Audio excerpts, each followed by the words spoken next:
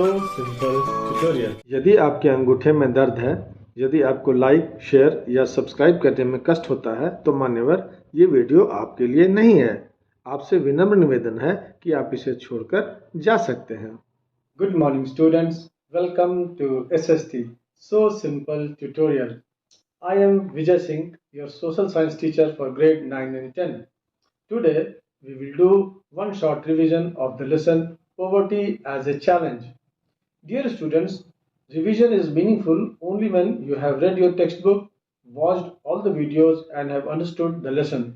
So I assume you have done all these and are ready for the revision. By now, you are aware of the story of Ram Saran and Lakha Singh.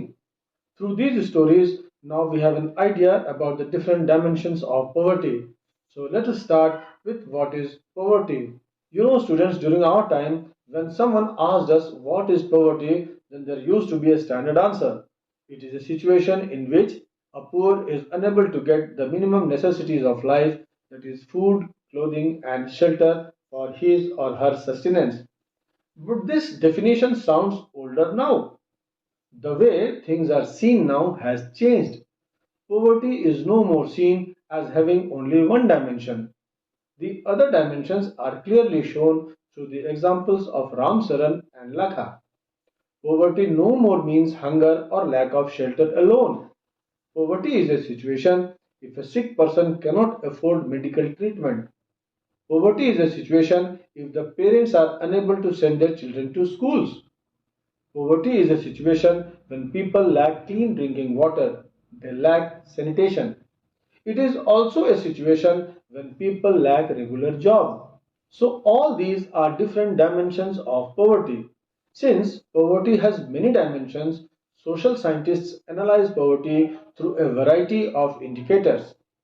Besides level of income and consumption, other social indicators include illiteracy levels, lack of general resistance due to malnutrition, lack of access to healthcare, lack of job opportunities, lack of access to safe drinking water, sanitation, etc. But the most commonly used indicators are social exclusion and vulnerability. So let us discuss now social exclusion. You must be aware of the term inclusion exclusion, which means to include or to exclude something. According to this concept, poverty is seen in terms of the poor having to live only in the poor surroundings with other people, excluded from enjoying social equality of better off people in better surroundings. That means poor people will live only with poor people in poor surroundings. It is, you can say, a sort of marginalization of some people. Social exclusion is thus the denial of facilities, benefits, and opportunities to some individuals or groups that others enjoy. Others here means better off people. This results into social inequality and lack of access to resources.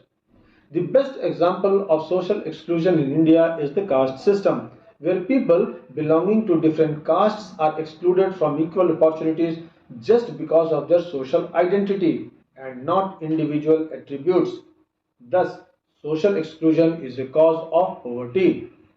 Because some people are poor, they are socially excluded. It is other way around also. Because some people are socially excluded, they are poor. Due to social exclusion, they do not have the opportunities like others. As a consequence of this, they remain poor. That is why social exclusion can be both a cause as well as consequence of poverty. Okay, let us see now vulnerability.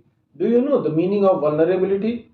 According to Oxford Dictionary, vulnerable means to be exposed to the possibility of being attacked or harmed, either physically or mentally. That means the state of having less resistance to some outside agents. That means susceptibility. In our context, students, vulnerability to poverty is a measure which describes the greater probability of certain communities or individuals of becoming poor or remaining poor in the coming years. Certain community means maybe from backward class. Individual means maybe a widow or a physically handicapped person. That means Some people always carry a high risk of becoming poor. It seems that they are standing on the boundary line. The moment bad times come, they get affected. See, all types of people in our society, poor or non-poor, when bad times come, they come for everyone. Whether it is a flood or an earthquake, or even if there is a fall in the availability of jobs. Vulnerability describes the greater probability of some people who get more adversely affected compared to other people. Students, whenever we talk about measuring poverty, we talk about poverty line. If there is no poverty line, there is no APL, there is no BPL. Poverty line is a line that divides the population of a country into poor or non-poor. As simple as that. Accordingly, people who fall below this line are considered poor, and those who lie above the line are called non-poor. The method that is commonly used to measure poverty is based on the income or consumption levels. A person is considered poor if his or her income or consumption level falls below a given minimum level necessary to fulfill the basic needs. Now, students, what is necessary to satisfy the basic needs is different for different countries. All countries do not have the same level of economic development. Does US, Iran, or Bangladesh have the same level of development? No, their cost of living varies, and so the standard of living of people. See, a poverty line in a wealthy nation has to account for a higher cost of living and a more comprehensive set of basic needs compared to a less affluent country. Understood? Besides, political decisions, budget constraints, and available resources can also influence how a country sets its poverty line. So we can say that each country sets its poverty line to address the unique circumstances and needs of its population. That is why different countries have different poverty lines. Okay, now how to determine poverty line in India? In India, the method used to determine the poverty line is monthly per capita expenditure method. In this method, the money value of the minimum calorie intake is calculated. I'm repeating, in this method, the money value of the minimum calorie intake is calculated. The food items such as cereals, pulses, vegetables, milk, oil, sugar, etc., all that we eat together provide these calories. In rural areas, the accepted average calorie requirement in India is 2400 calories per person per day, whereas in urban areas, the accepted average calorie requirement is 2100 calories per person per day. In rural areas, the calorie requirement is kept more because people living in rural areas engage themselves in more physical work. Okay. Now, using the monthly per capita expenditure method for buying these calorie requirements, the Planning Commission has worked out the poverty line for the year 2011-12 at rupees 816 per month for rural areas and rupees 1000 per month for urban areas. This amount students, however, is revised periodically taking into consideration the rise in prices. Did you notice one thing? That despite less calorie requirements, the amount for urban areas has been kept higher. What do you think should be the reason? Because essential commodities are cheaper in rural areas than in urban areas. Now you do a sum. There is a family of 5 members in rural areas that earns less than 4080 rupees a month. Now calculate and tell me, where do they lie? Above the poverty line or below? In rural areas, the amount fixed is rupees 816 per person per month. So for 5 person, it would be 816 multiplied by 5, that is rupees 4080. Since their earnings is less than 4080, so that family will be considered below the poverty line. At this point of time, some of you may be thinking, who finds out what should be the poverty line? Who does this much of calculations? Students, the calculation of poverty line is carried out by the Niti Aayog usually every 5 years based on the data collected by the National Sample Survey Organization, normally called NSSO. It is basically the NSSO which conducts the surveys to collect the data. So data collection is done by NSSO and calculation of poverty by NITI Aayog. NSSO comes under the Ministry of Statistics Program Implementation. Students, have you heard of World Bank? It is an international organization that aims to reduce poverty by offering assistance to middle income and low income countries. So when they want to compare countries, they use a uniform standard for the poverty line, and generally that is called international poverty line. This is a monetary threshold under which an individual is considered to be living in poverty. This is currently $1.9 per person per day. Let us now revise poverty estimates. Let us go straight to table 3.1, estimation of poverty in India. On the left side, it shows the poverty ratio, and towards the right, the number of people in millions. Poverty ratio is the percentage of population living below the national poverty line. Let us read the table. See, there is a decline in the poverty ratio from 45% in 93-94 to 37% in 2004-5. In 2009-10, it came down to 30%. Then it further declined to 20% in 2011-12. The indications are good. If this trend continues, people below the poverty line may come down to less than 20% in the next few years. Look at the number of people towards the right. Here also, we see that the number of people since 2004-5 is going down, down and down. From 407 millions in 2004-5, it is 270 millions in 2011-12. So we can say that poverty ratio has declined, and so has the number of people. Let us now see the vulnerable groups. In the previous class, I had told you the meaning of vulnerability. Do remember that? It means exposed to the possibility of being attacked or harmed. So in the context of our topic, it means the group which are easily prone to become poor. We can divide them into social groups and economic groups. The social groups that are most vulnerable to poverty are STs and SCs households. Among the economic groups, the most vulnerable ones are the rural agricultural labor households and the urban casual labor households. You can see all of them in graph 3.1.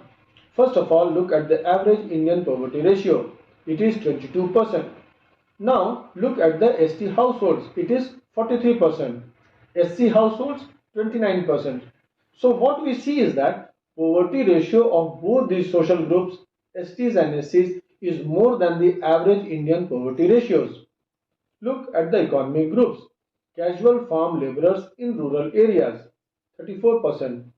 Casual labor non-farm in urban areas, again 34%. So these are also above average Indian poverty ratio. In some recent studies, it is found that except for the ST households, there is a decline in poverty of all other three groups in 1990s. I hope you have understood. Let us now discuss interstate disparities.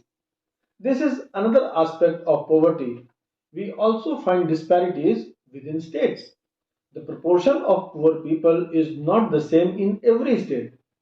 Although the poverty levels of states have come down from what it used to be in the early 70s, different states have different success rates. Look towards the extreme right in graph 3.2. What is this? All India average. How much is this? 21.9. Now you can see for yourself how many states lie above this figure. Look from the left. Bihar, Odisha, Assam, MP and UP.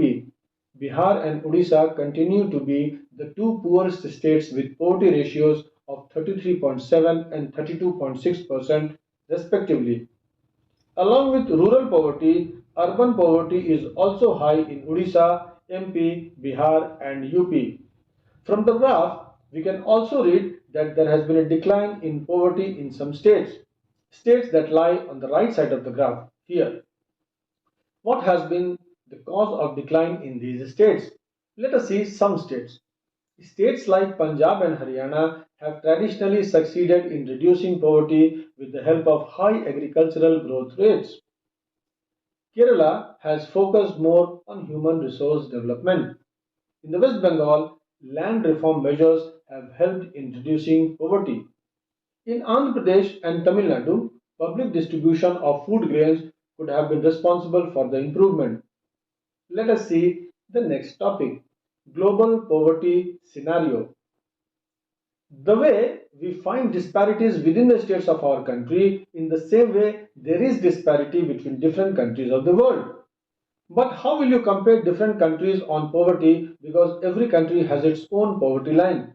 So dear students, as I have discussed you before also, that the World Bank uses an international poverty line as a standard to measure global poverty. This line helps World Bank compare poverty levels between countries. Presently, it is set at $1.9 per person per day.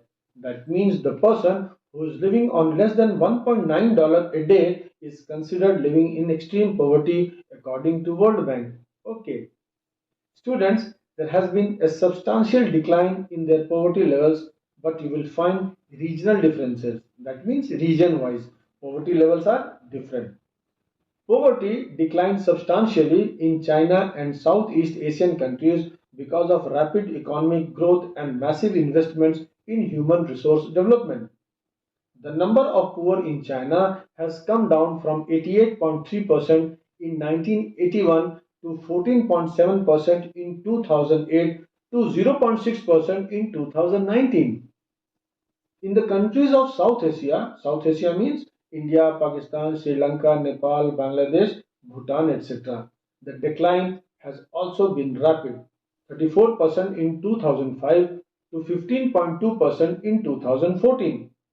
With decline in the percentage of the poor, the number of poor has also declined significantly from 510.4 million in 2005 to 274.5 million in 2013. In sub-Saharan Africa, poverty in fact declined from 51% in 2005 to 40.2% in 2018. In Latin America, the ratio of poverty has also declined from 10% in 2005 to 4% in 2018.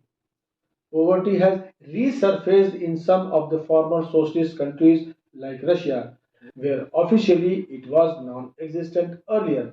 Let us now revise causes of poverty. First, we will discuss low level of economic development during the colonial rule. Before coming under the British control in the mid-18th century, India was one of the largest producer and exporter of raw cotton and handloom textiles. Handloom industries employed the largest number of men and women after agriculture. In the early 18th century, the English textile manufacturers resented the popularity of our clothes in England. Thereafter, things started to change. They imposed heavy duties on Indian goods in Britain and promoted the sale of British clothes in India. The British clothes, being cheap, gave stiff competition to the relatively expensive Indian cloth. Many Indian spinners and weavers were unable to sell their produce and were forced to look for other means of livelihood. All this was a great setback for the Indian textile industry. The British government here in India did not impose any duties on the foreign goods to protect the Indian industries. So such policies basically discouraged and actually ruined Indian industries. This resulted in less job opportunities and low growth rates of income and left millions of weavers poor. This is how, instead of establishing industries, they deindustrialized India.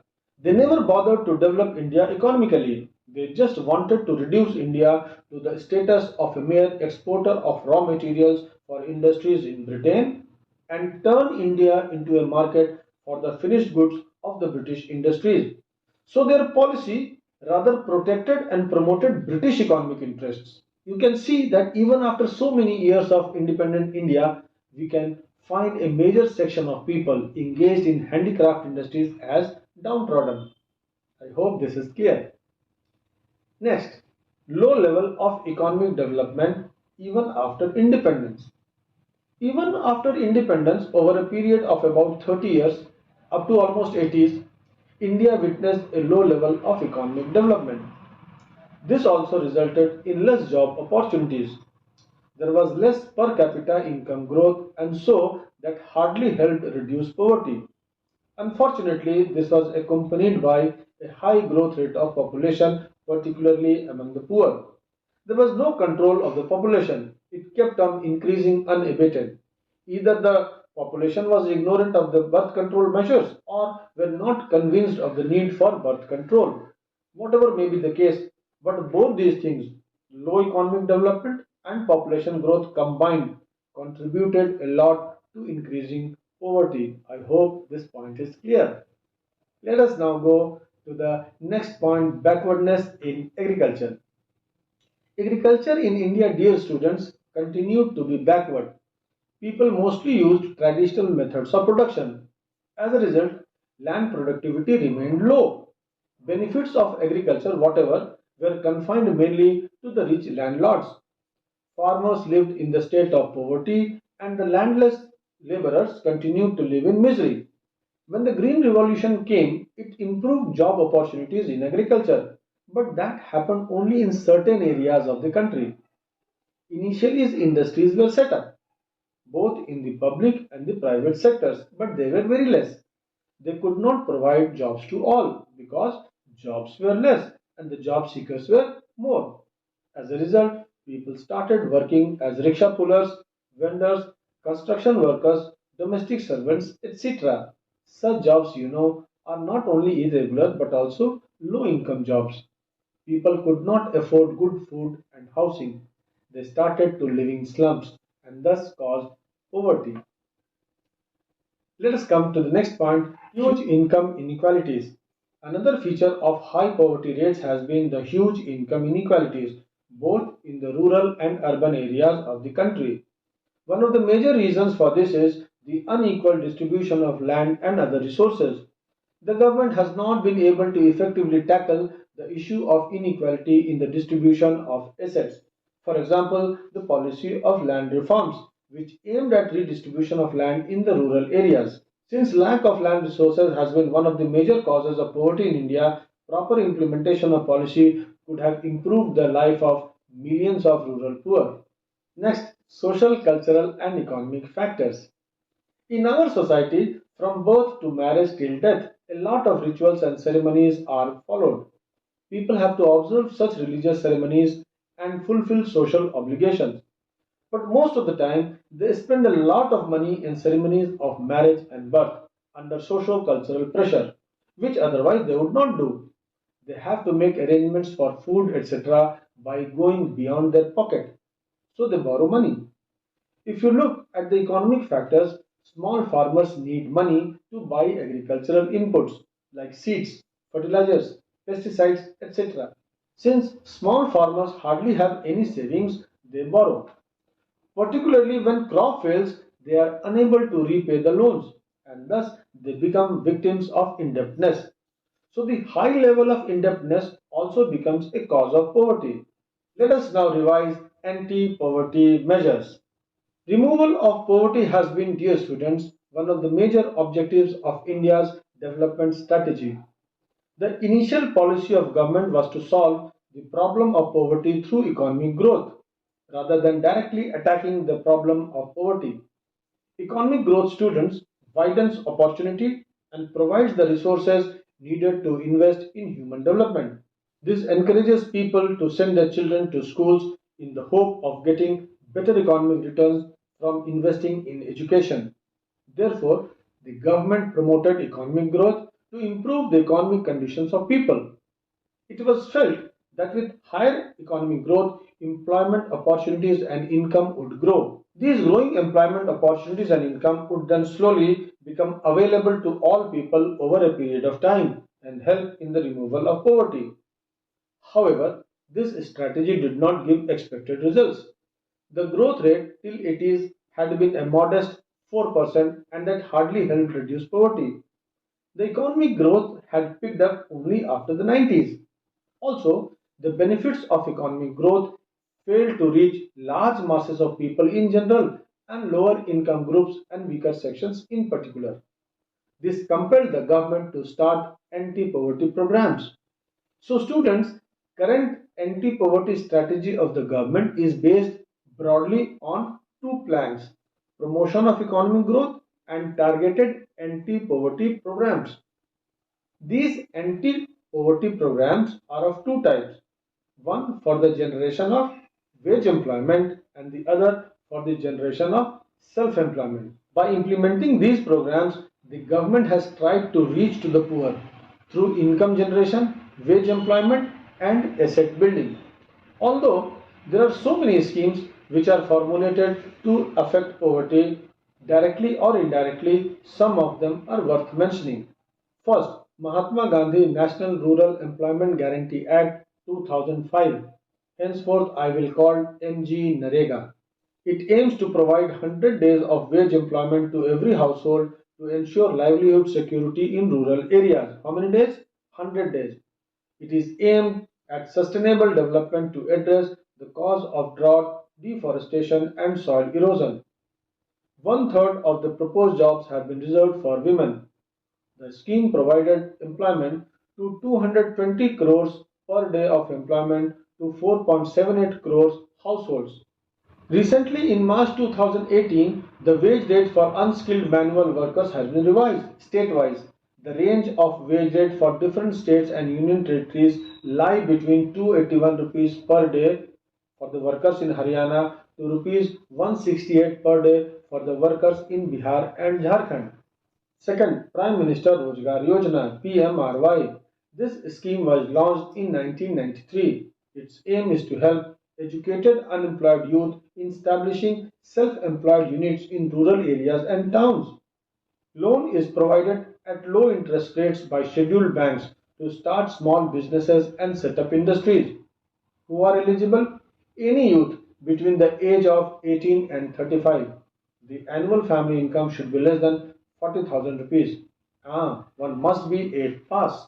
Third, Rural Employment Generation Program (REGP). This program was launched by the Khadi and Village Industries Commission (KVIC) in 1995. The aim of the program was to create self-employment opportunities in rural areas and small towns.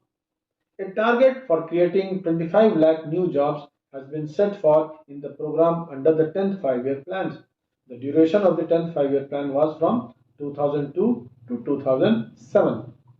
Next, Swarn Jayanti Gram Swarojgar Yojana (SGSY). This scheme was launched in 1999. This is a self-employment program for the rural people, especially the poor belonging to the ST, SCs and women.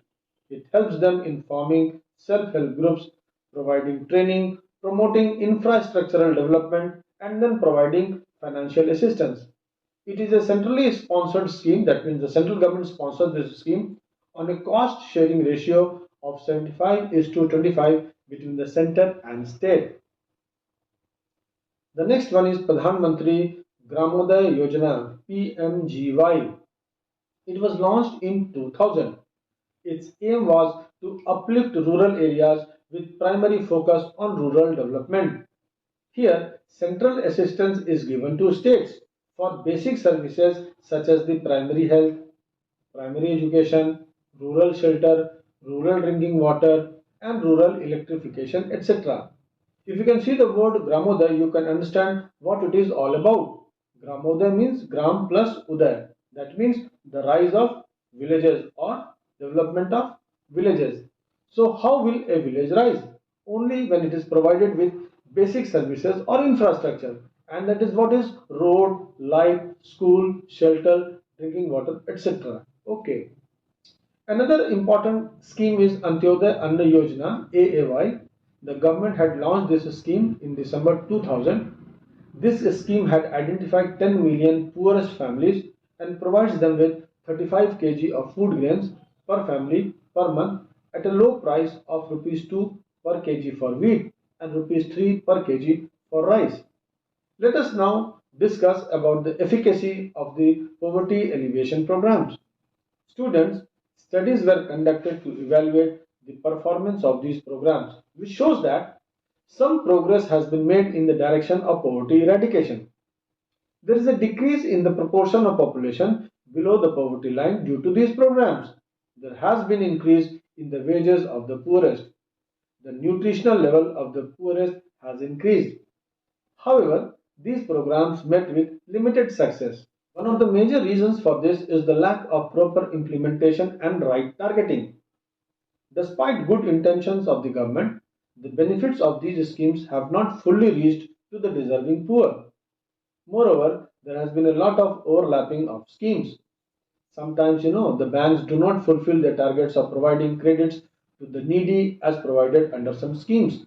Therefore, the major emphasis in recent years is on the proper monitoring of all the poverty alleviation programs. Let us now see the last topic, small topic, the challenges ahead. Dear students, so far we have seen that the government is making consistent efforts to fight poverty. Whereas on one hand, it is promoting economic progress. On the other, it is running poverty alleviation programs. As a result, poverty has declined also. Yet, the battle is not won. The challenge is not over. Wide disparities in poverty are still visible between rural and urban areas and among different states. Certain social and economic groups are still vulnerable to poverty.